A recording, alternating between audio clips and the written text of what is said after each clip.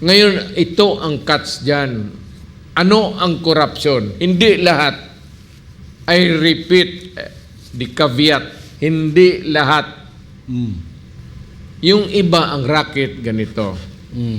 Oh, may project ka good for eskwelahan o road.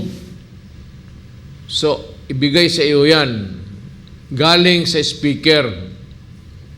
Ngayon, yung corrupt na congressman, pagbigay niyan, meron na siyang kontraktor. So, yan ang marinig ninyo, kayong mga Pilipino, yan ang naririnig ninyong 3 to 40% kunin niya. Kaya yung proyekto, yung daan, pabaluktot-baluktot yung building, hindi natatapos. 30 to 40, Mayor. Pakita kayo ng mga building na hindi tapos. Oh.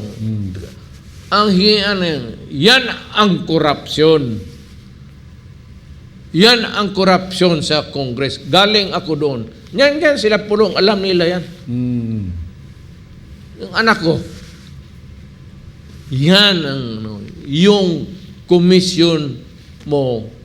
Padaan mo. Sabi mo doon sa speaker, bigyan mo ako ng pera ganito worth 500 million. Kasi paggawa ko ng daan, papasok galing ito. Lalabas ng somewhere in Bukidnon. Galing dito lang sa pag ibigay, sige, okay, so budget, lagay na sa budget, deliberation, hearing sa budget, sige, ito para project ni Congressman ABC.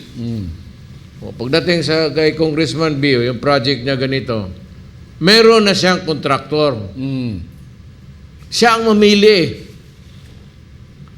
Pero dapat bidding talaga yan. Pero yung bidding nila, bidding laway.